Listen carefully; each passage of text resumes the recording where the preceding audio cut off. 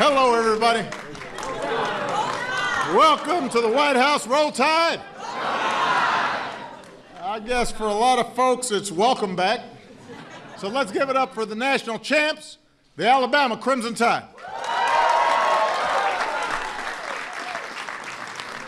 Everybody, please have a seat. We're so glad to have you here today. Now, my first question is, Coach, what took you so long? I mean, it's been 3 whole years since I last saw you. We've got some big Alabama fans in the house, starting with your governor, Governor Bentley. It's good to see you, Doctor. We got some outstanding members of Congress, members of the Alabama delegation. One of my most important people, the guy who takes care of me in the White House, Quincy Jackson. Where's Quincy? I know Q got here. There you go. I want to welcome University President Stuart Bell for the outstanding work he's done, and Athletic Director Bill Battle. Of course, a lot of recognition goes to somebody who's in the running to be the greatest college football coach of all time, Coach Nick Saban.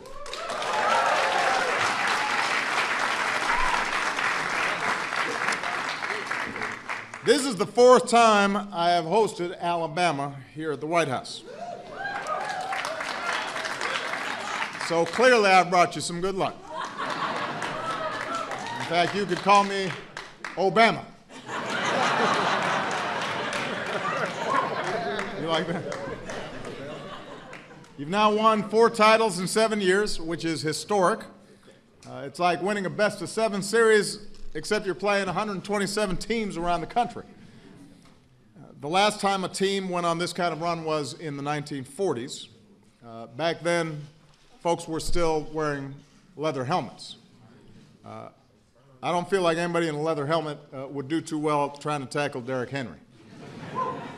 Of course, even with modern helmets, they didn't do too well tackling Derrick Henry.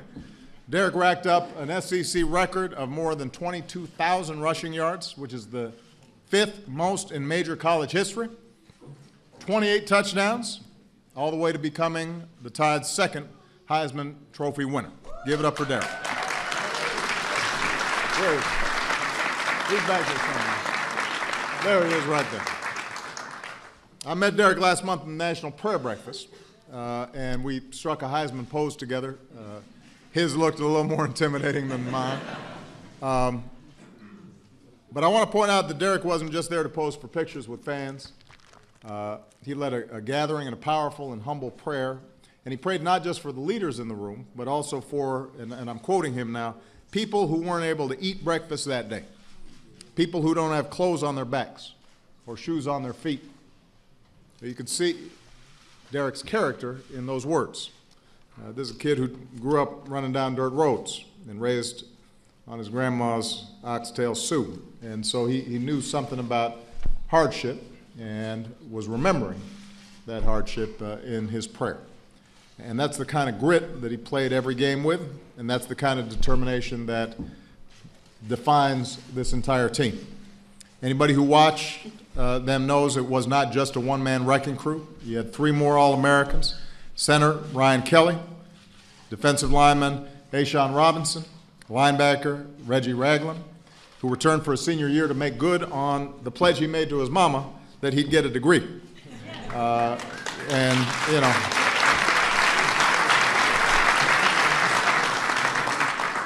just because he's big doesn't mean he's not scared of his mama.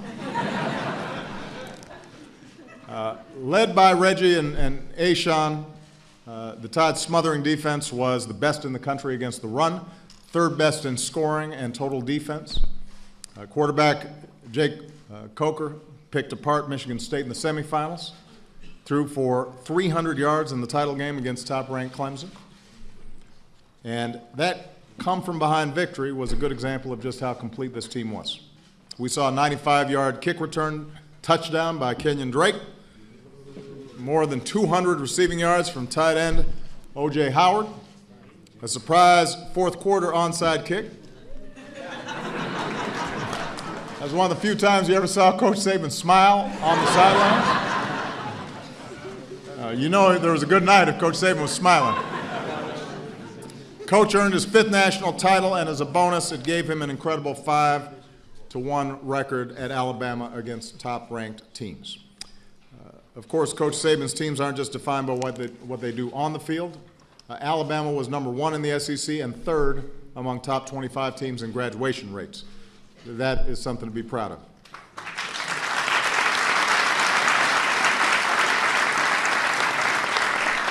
They also volunteered hundreds of hours in and around Tuscaloosa, at retirement homes and at hospitals and at schools. They spent some time with wounded warriors from Walter Reed and Fort Belvoir earlier today. Coach Saban and his wife Terry have raised more than $6 million through Nick's Kids Foundation for charities and nonprofits. And they're making plans to build their 16th Habitat for Humanity home in the 5 years since the devastating tornado in Tuscaloosa. That's one house for each of the school's 16 national titles. So for all the other frustrated football programs out there, there's a silver lining to all these guys getting these championships because they're doing some good with it. So I just want to say, Coach, couldn't be prouder of you and the work that you've done. I know that the people of Alabama are extraordinarily proud of this team. Maybe the Auburn fans don't want to admit it, but everybody recognizes excellence when they see it, and nobody's had more sustained excellence as a football program at the collegiate level than the Alabama Crimson Tide. Congratulations, and I'd like to say I'll see you next year, but we've got this thing called term limits. You can keep on going. All right? With that, let me bring up Coach Saban to the podium.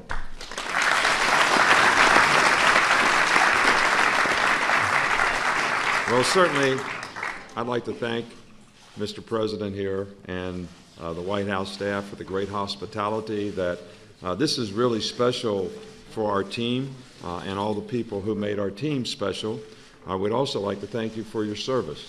I think everybody here appreciates anybody who gives their lives for the service of others and the quality of our life and our great country. So we certainly appreciate, that. But I'd also like to say.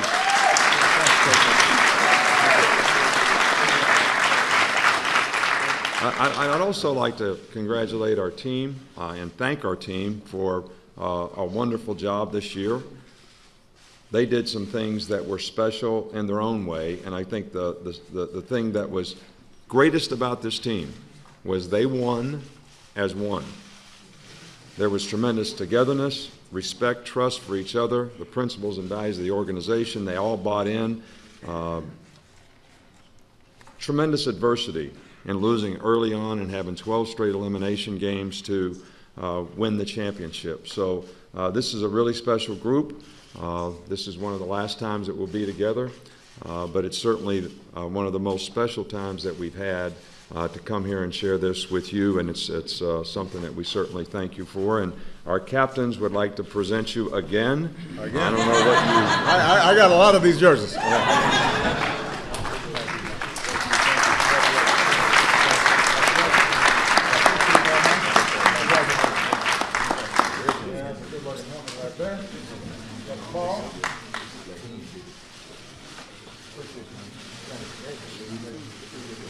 All right, let's take a picture. You guys help me out.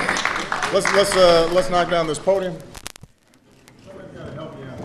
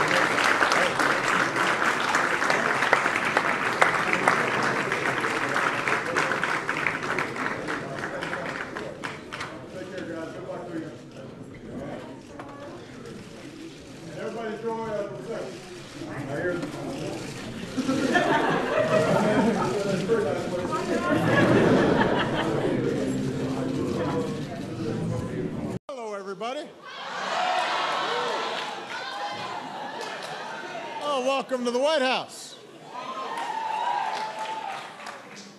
It is an understatement to say this was one hot ticket. The last time I went to Hamilton, I didn't even get to see the show. They just let me come on stage and talk after the curtain fell. So, feeling a little deprived, we invited the cast to perform today because we wanted to share this incredible musical with folks who might otherwise not get the experience. And I want to thank them so much, the show's producers, for helping to bring Hamilton to the White House.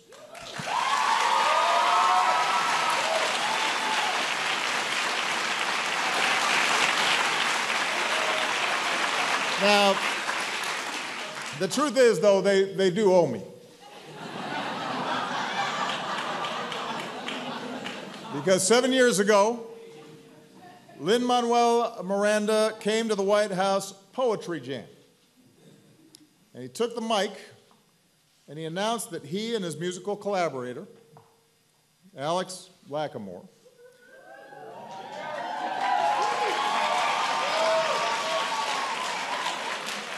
that they were going to perform a song from a hip-hop album they were working on, and I'm quoting him, about the life of somebody who embodies hip-hop, Treasury Secretary Alexander Hamilton. And so we all started laughing, but Lin-Manuel was serious. And who's laughing now? Having said that, not to take undue credit or anything, but this is definitely the room where it happened, right here. This is it, right here, on this stage. Obviously, since that time, Hamilton has become a phenomenon, a smash hit, taken Broadway by storm, captivating the entire country, winning tons of awards, turned musical haters into diehard fans. It has become a favorite in the Obama household. That was the First Lady. Hooting. Was that Grandma who did it? In fact, Hamilton, I'm pretty sure, is the only thing that Dick Cheney and I agree on. Now, I'm trying not to get carried away when my Secretary of Health and Human Services challenged me to a rap battle. I had to draw the line. But this show brings unlikely folks together. And Lin-Manuel, if you have any ideas about a show about Congress, for example, now's your chance. Be helpful. We can use the help. There is a reason why this has become a cultural phenomenon. In Ron Chernow's extraordinary biography of Alexander Hamilton, and a great historian is here on the front row.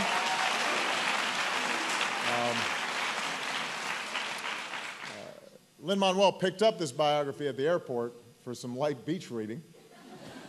But he identified a quintessentially American story. In the character of Hamilton, a striving immigrant who escaped poverty, made his way to the New World, climbed to the top by sheer force of will and pluck and determination. Lin-Manuel saw something of his own family, and every immigrant family. And in the Hamilton that Lin-Manuel and his incredible cast and crew bring to life, a man who is just like his country, young, scrappy, and hungry. We recognize the improbable story of America and the spirit that has sustained our nation for over 240 years. Now, in this telling, rap is the language of revolution. Hip-hop is the backbeat. In each brilliantly crafted song, we hear the debates that shaped our nation, and we hear the debates that are still shaping our nation. We feel the fierce youthful energy that animated the men and women of Hamilton's generation, and with a cast as diverse as America itself, including the outstandingly talented women.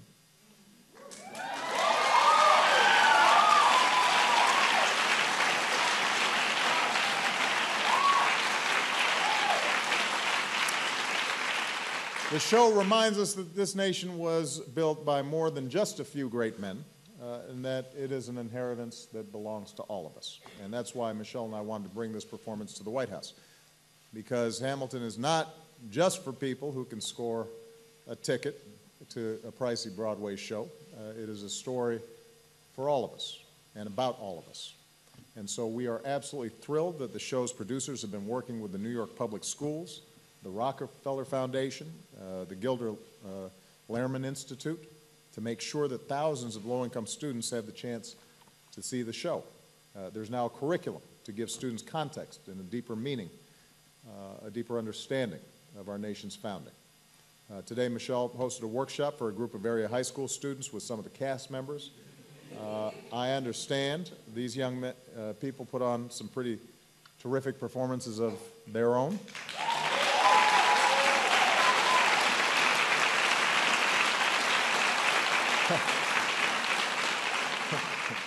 Look at this brother, he's all like, thank you, thank you. Thank you. That's good. I mean, you got to have confidence. What did Malia and Sasha say to me the other day? You got to be your own #1 fan. He's obviously internalized that. We did have one rule, which is no dueling on the nice furniture, some of which is antique. But the real heroes are the extraordinary educators and counselors and community members who pour their heart into their students and make learning come alive every single day. So I want to give all those educators, counselors, and community members a big round of applause for the support that you're giving to our students.